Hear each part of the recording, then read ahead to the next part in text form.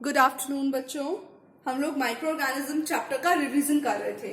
ठीक है, तो लास्ट मैंने आप लोगों को पेनिसिलिन तक स्टोरी बताई थी। आज हम लोग वैक्सीनेशन के बारे में थोड़ा सा देख लेते हैं। ठीक है, वैक्सीन क्या है?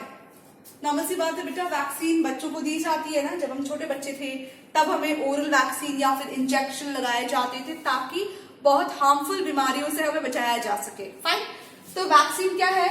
जब भी कोई डिसीज्ड कैरिंग माइक्रोस्कोपिक माइक्रोब्स को जब हमारी बॉडी के अंदर एंटर किया जाता है, दैट इज कॉल्ड वैक्सीन।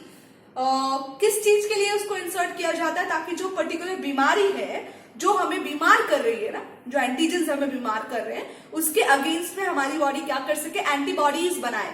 तो वो कौन बनाती है? वो वैक्सीन बनाती है। तो when a disease carrying microbes enters our body, जब हमारी बॉडी के अंदर डिसीज कॉज करने वाले जो बैक्टीरिया जब एंटर कर जाते हैं तो बॉडी प्रोड्यूसेस एंटीबॉडीज। हमारी बॉडी एंटीबॉडीज प्रोड्यूस करना स्टार्ट कर देती है, उनके साथ लड़ना स्टार्ट कर देती है। The body also remembers how to fight the microbes if it enters again. और लड़ते वक्त में जो इट इज लाइक ना कि एक किसी के साथ में हम लड़ना सीख जाते हैं तो हमें पता चल जाता है कि सामने वाले के साथ में किस तरीके से फाइट करनी है। तो हमारी बॉडी की जो एंटीबॉडीज हैं वो पर्टिकुलर सामने वाले ऑर्गेनिजम्स को डिटेक्ट कर लेती है और जब कभी दोबारा वो हमारी बॉडी में एंटर करते हैं तुरंत उसको खत्म कर देती है। ठीक है, सो इफ डेड और weakened microbes are introduce in a healthy body, तो जब भी कभी वो पर्टिकुलर डेड या वीकेंड माइक्रोब्स बॉडी, डेड और वीकेंड माइक्रोब्स का मतलब डेड और वीकेंड माइक्रो ऑर्गेनिजम्स, चाहे फिर वो बैक्टीरिया हो चाहे फिर वो वायरस हो। ठीक है, जिनकी वजह से हमें बीमारी होती है, वो ही पर्टिकुलर बीमारी के बैक्टीरिया या वायरस उनको लिटिल बिट डेड करके या लिटिल बिट वीक करके हमारी बॉडी में इंसर्ट किया जाता है ना, इंट्रोड्यूस किया जाता है। तो बॉडी उसके अगेंस्ट में फाइट करती है और धीरे धीरे एंटीबॉडी बनाना स्टार्ट कर लेती है हमारी बॉडी। जब वो पर्टिकुलरली वीकेंड माइक्रो ऑर्गेनिजम्स हमारी बॉडी में एंटर करवाए जाते हैं वैक्सीन के फॉर्म में, तब हमारी बॉडी लड़ना स्टार्ट कर लेती है क्योंकि वीकेंड है भाई, बहुत कमजोर है, लेकिन है तो क्या हमारी बॉडी के लिए माइक्रो ऑर्गेनिजम्स हार्मफुल। तो हमारी बॉडी क्या करेगी? उनसे लड़ने के लिए एंटीबॉडीज बनाना स्टार्ट कर देगी। ठीक है, एंड हम उस पर्टिकुलर माइक्रोब्स के लिए इनफ एंटीबॉडी बना चुके होंगे। अगर इन फ्यूचर में ये जो माइक्रो ऑर्गेनिज्म है अगर एंटर करता है तो तुरंत हमारी बॉडी डिटेक्ट कर लेगी कि ये पर्टिकुलर माइक्रो ऑर्गेनिज्म के साथ में फाइट कर चुका हूं एंड उसको मार के खत्म कर देगी। और इस वजह से हमें डिसीज नहीं होगी, हम इम्यून हो जाएंगे, हमारी इम्यूनिटी स्ट्रांग हो जाएगी। जो कि इस कोरोना टाइम पे क्या बोला जा रहा है कि अपनी इम्यूनिटी स्ट्रांग करो। इम्यूनिटी स्ट्रांग करने का मतलब क्या है? पर्टिकुलर वायरस जब हमारी बॉडी में एंटर करे तो हमारी एंटीबॉडी इतनी स्ट्रांग होनी चाहिए कि वो वायरस हमें बीमार ना कर सके, हमारे रेस्पिरेटरी सिस्टम को वीक ना कर सके। और इम्यूनिटी कैसे बनेगी? जब हम अच्छा खाएंगे, अच्छी जगह पर रहेंगे और एक दूसरे के साथ में अगर हम बात भी करेंगे, डिस्टेंस मेंटेन करेंगे, सेफ्टी रखेंगे। ठीक है, तब क्लियर। जैसे देखो यहाँ पे कई बीमारी ऐसी हैं, cholera, tuberculosis, small pox, chicken pox, hepatitis, ये सब वैक्सीनेशन से प्रोटेक्ट होती है। आपको पता है चिकन पॉक्स के लिए कोई दवाई नहीं होती। चिकन पॉक्स में कभी भी कोई डॉक्टर आपको दवाई नहीं देगा कि आपने दवाई खा ली और आप ठीक हो जाओगे, नहीं, उसमें वैक्सीन लगानी पड़ती है ना। कॉलेरा हो गया, टीबी हो गई, ट्यूबरक्लोसिस, टीबी बहुत गंदी वाली खांसी वाली बीमारी होती है। मतलब अगर किसी पेशेंट को टीबी हो जाए तो उसको क्वारंटाइन कर दिया जाता है। क्वारंटाइन आपको पता है, मतलब अलग रूम में रख दो, उसके पास कोई जा नहीं सकता, उसके कपड़े यूज नहीं कर सकते हम, उसके बर्तन यूज नहीं कर सकते, उसके कोई भी बिलोंगिंग्स को हम यूज नहीं कर सकते, उसको क्वारंटाइन सिचुएशन बोलते हैं। तो टीबी वाले पेशेंट को बिल्कुल अलग रख दिया जाता है, डॉक्टर उसको अलग से ही ट्रीट करते हैं। ठीक है, स्मॉल पॉक्स जो पहले हुआ करती थी, अब अर्थ पर स्मॉल पॉक्स का जो वायरस है वो बिल्कुल इराडिकेट हो चुका है, खत्म हो चुका है। लेकिन चिकन पॉक्स का वायरस अभी भी है जो बिल्कुल स्मॉल पॉक्स के जैसा ही होता है। We know that chicken pox पे क्या होता है? छोटे छोटे पस्ट्यूल्स हमारी बॉडी के ऊपर ग्रो कर जाते हैं। ओके, ऐसे ही स्मॉल पॉक्स में होते थे। स्मॉल पॉक्स के जो पस्ट्यूल्स होते थे वो काफी बड़े और बहुत ज्यादा पेनफुल होते थे। उस केस में इंसान की डेथ भी हो जाती थी, इसलिए उसके वायरस को इराडिकेट करना बहुत जरूरी था। तो उसके लिए वैक्सीन बनाई। ठीक है, कैसे बनाई? स्मॉल पॉक्स का जो वायरस था उसको वीक करके पर्टिकुलर ह्यूमन बॉडी के अंदर एंटर करवाया और धीरे धीरे ह्यूमन बॉडी के अंदर उसके लिए एंटीबॉडीज बनना स्टार्ट हो गई। तो एंटीबॉडीज ने क्या किया, उस पर्टिकुलर वायरस के साथ लड़ना सीख लिया कि जब भी वो स्मॉल पॉक्स एंटर करता उस पर्टिकुलर बॉडी के अंदर, तो हमारे अंदर जो एंटीबॉडीज थी वो वायरस को तुरंत खत्म कर देती थी। इस वजह से धीरे धीरे धीरे धीरे स्मॉल पॉक्स का वायरस खत्म होता चला गया।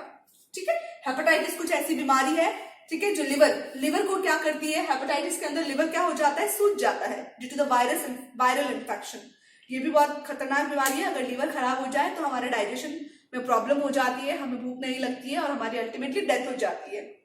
तो ऐसी कुछ बीमारियों से बचना किससे पॉसिबल होता है, दवाइयों से पॉसिबल नहीं होता, ये वैक्सीनेशन से होता है। ठीक है, बात समझ आ गई।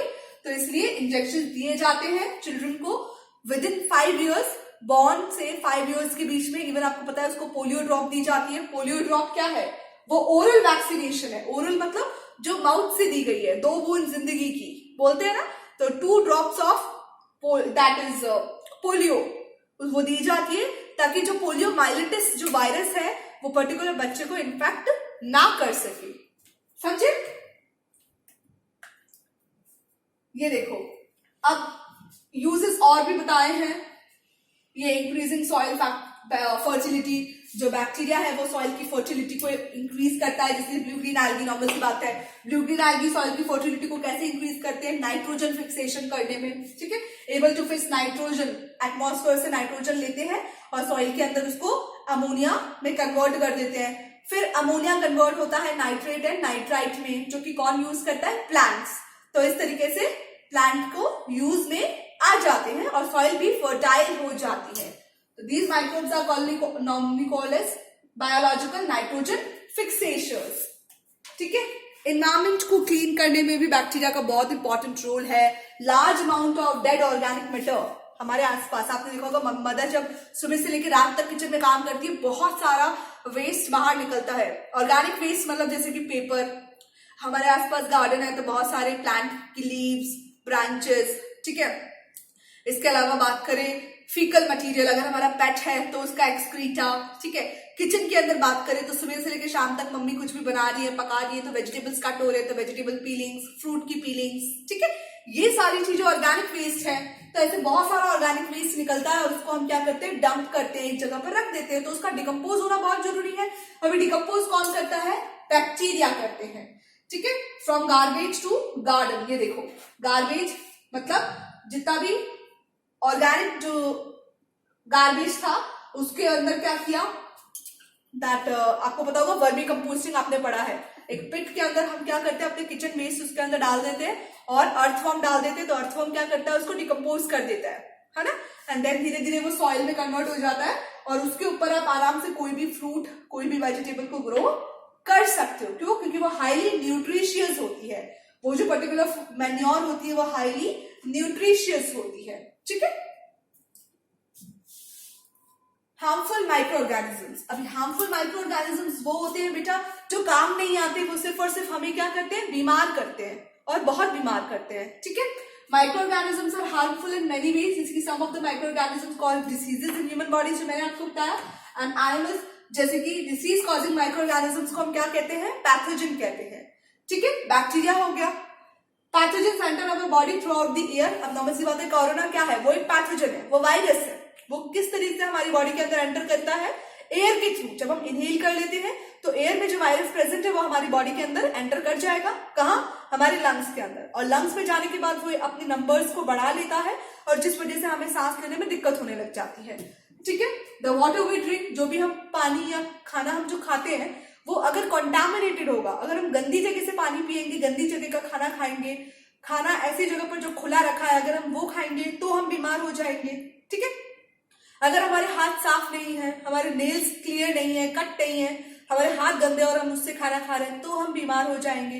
क्यों? क्योंकि हमारे हाथों में बहुत बैक्टीरिया प्रेजेंट होते हैं। ठीक है, microbial disease that can spread from an infected person to a healthy person. Microbial disease ऐसी होती है जो एक, अगर मेरे को इन्फेक्शन हो गया है, ठीक है, और मेरे साथ में एक हेल्दी पर्सन है, वो बीमार नहीं है, लेकिन अगर वो मेरे से ज्यादा बात करेगा, मेरे साथ में क्लोजली मेरे से बात करेगा, हाथ हैंडशेक करेंगे, तो वो